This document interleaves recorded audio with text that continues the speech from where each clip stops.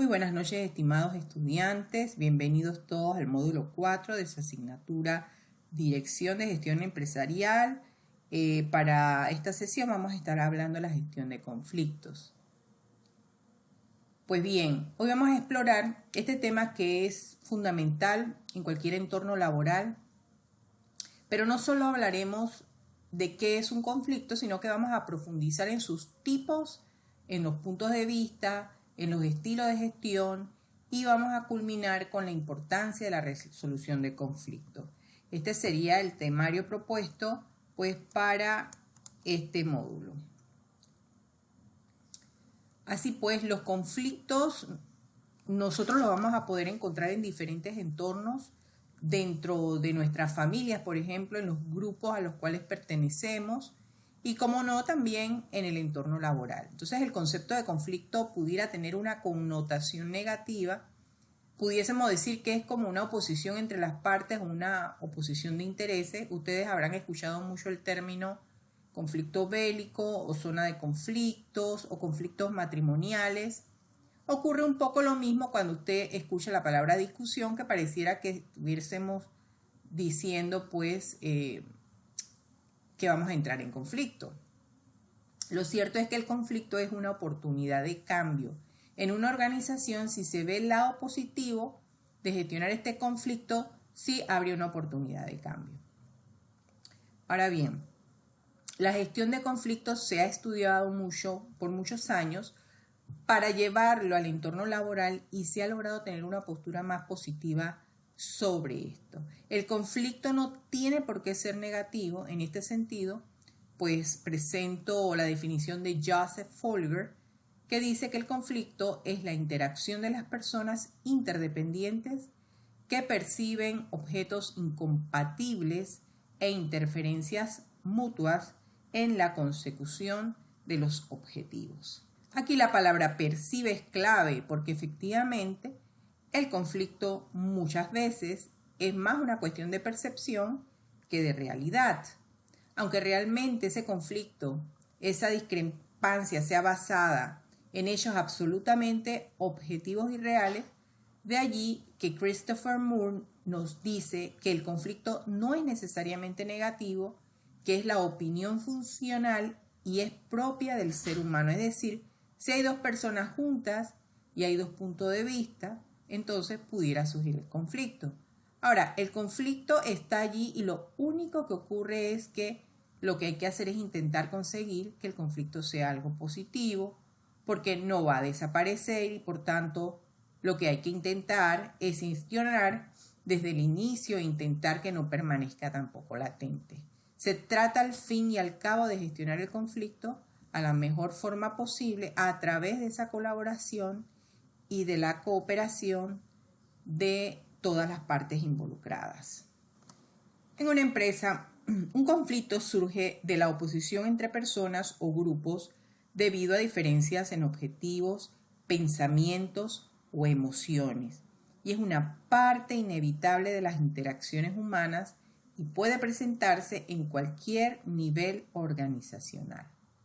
Existen diferentes tipos de conflictos y como consecuencia de esas diferencias existen diferentes herramientas para gestionar el conflicto que pueden existir según Christopher Moore, como los conflictos de intereses, los conflictos de información, el conflicto relacional, conflictos de valores, los conflictos estructurales, y eso nos lleva a que según el tipo de conflicto a la que estemos hablando sea más o menos posible esa negociación para resolverlos, para llegar a acuerdos. Así tenemos que si estamos hablando de conflictos de intereses o de conflictos de información, por ejemplo, sería el hecho de que no se le está transmitiendo a un colaborador bien la información que necesita para trabajar, o esos conflictos relacionales convivenciales, que se refiere a esos roces que hay en el día a día en el trabajo. La buena noticia es que esos tipos de conflictos en ese ámbito sí se puede negociar y sí se puede tratar. Pero desde luego lo que es muy difícil de negociar es cuando entramos en la parte de los conflictos estructurales. ya que los valores van a ser individuales, así como los principios tanto éticos y religiosos, y estos no son negociables. Si hablamos de una empresa, de una organización, lo que veríamos es que obviamente la estructura de la empresa, la misión y la visión, que sería lo que la define, lo que la identifica, eso no va a ser negociable, pero sí va a ser negociable el cómo transmitir esa misión a los colaboradores de la empresa o cómo aplicarlo cuando se gestionen conflictos que sean pues dentro de la empresa. También se pueden tipificar los conflictos según algunos factores. Los conflictos, de acuerdo con la intensidad, estamos hablando de los roces, que son conflictos de baja intensidad que pueden aparecer dentro de las organizaciones, pueden lograr esa negociación o conciliación. Los choques, conflictos de mediana intensidad, y las crisis son conflictos un poco más complejos de alta intensidad. Entonces, los roces, los choques pueden ser tratados a través de comunicación y pues cambiando la percepción de la situación.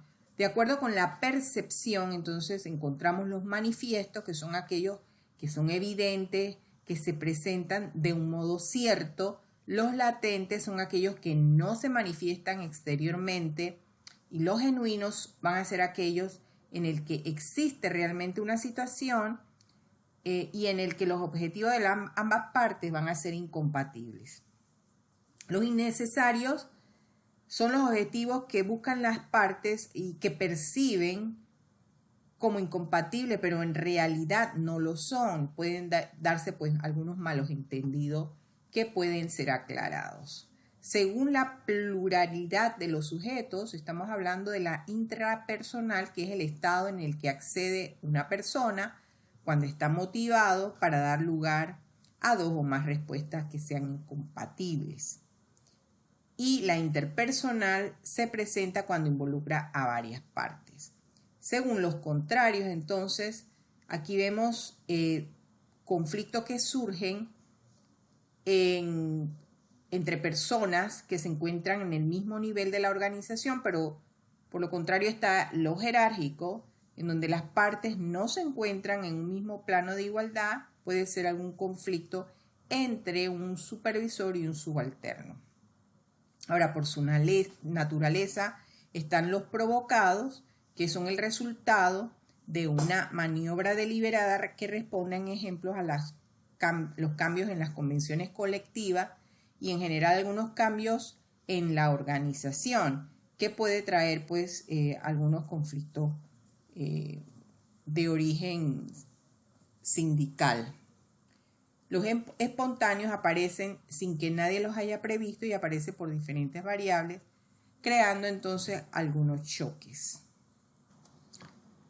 Hay algunos elementos que participan activamente en el conflicto.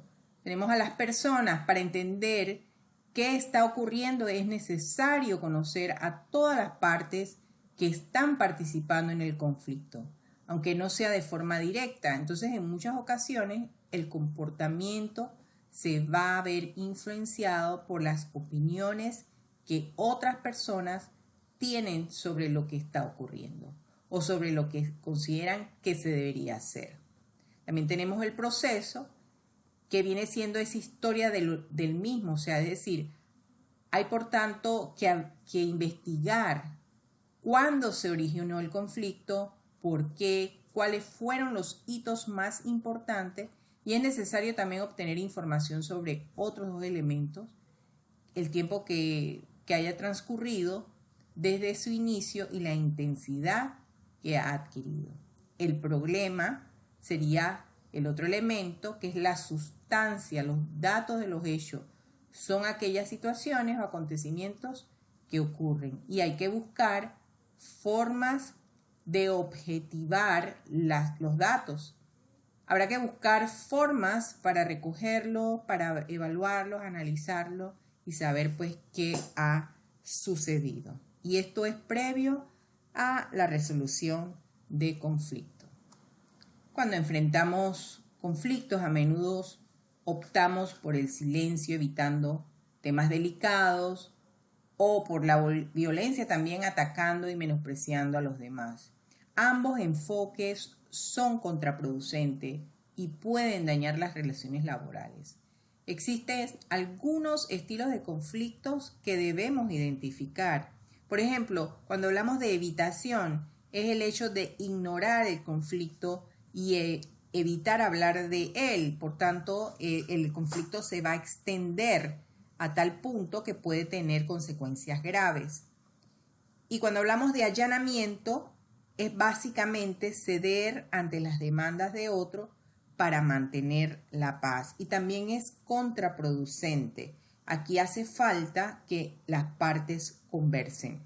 El forzamiento es imponer una solución sin considerar las necesidades de los demás. Esto es muy propio del liderazgo autocrático. El compromiso allí busca una solución intermedia que satisfaga a todas las partes. Sería un ganar-ganar. Y el colaborativo, trabajar juntos para encontrar una solución que beneficie a todos también con un enfoque de ganar. Ganar. La gestión de conflicto es un proceso crucial en cualquier entorno, especialmente en el ámbito laboral. Hay algunas etapas de escaladas en la gestión de conflicto que se pueden resumir de la siguiente manera. Tenemos la primera etapa, que viene siendo esa anticipación, y todavía hay un espacio para la prevención. Antes de que el conflicto se manifieste abiertamente, es importante identificar las señales tempranas de tensión y poder abordarla proactivamente. Esto va a implicar que se esté atento a esas dinámicas del equipo, comunicarse de manera efectiva y fomentar un ambiente de respeto mutuo. Y en la segunda etapa hay un reconocimiento del conflicto.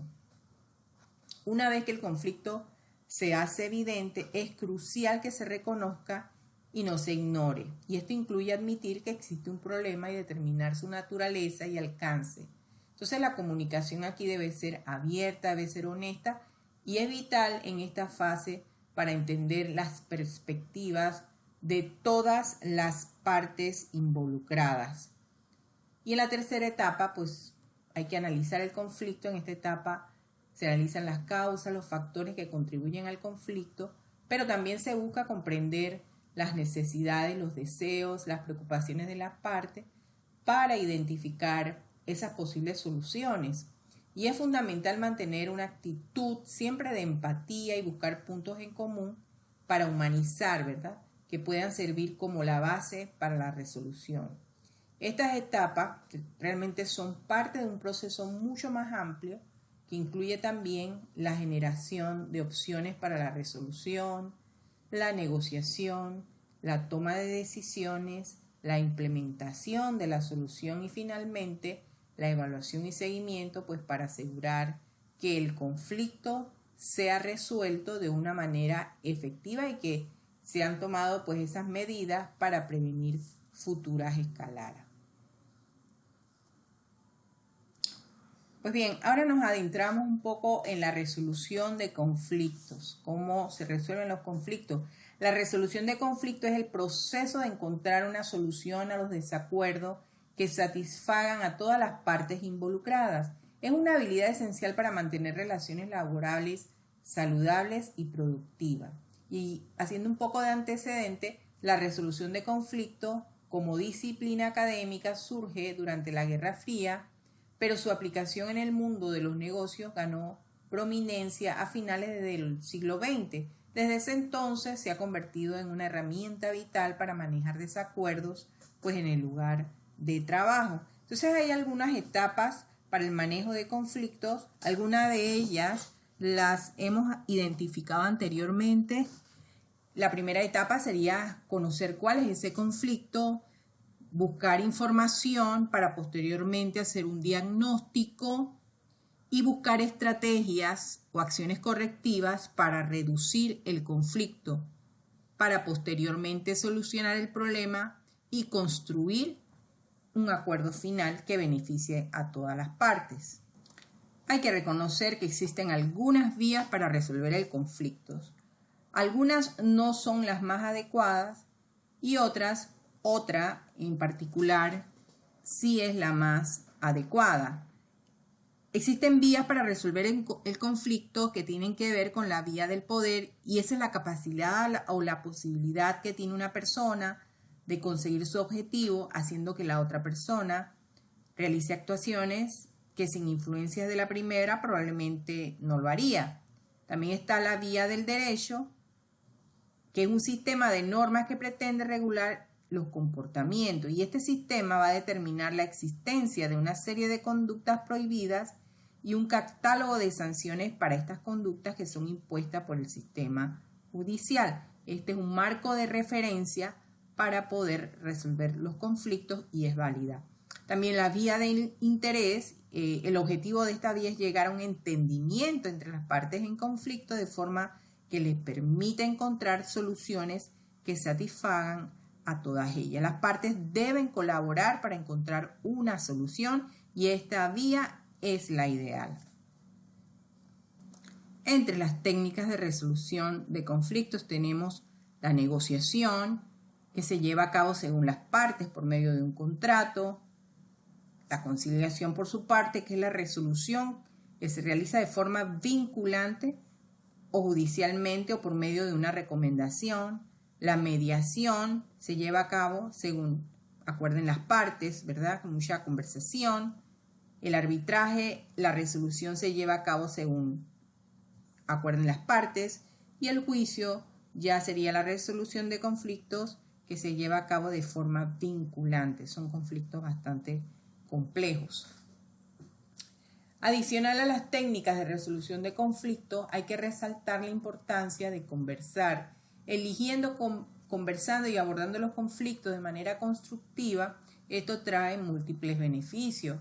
Mejora la salud mental y física y va a fortalecer nuestras relaciones interpersonales, aumenta nuestro desempeño y éxito en el trabajo y marca una diferencia positiva en nuestras vidas y en las de los demás.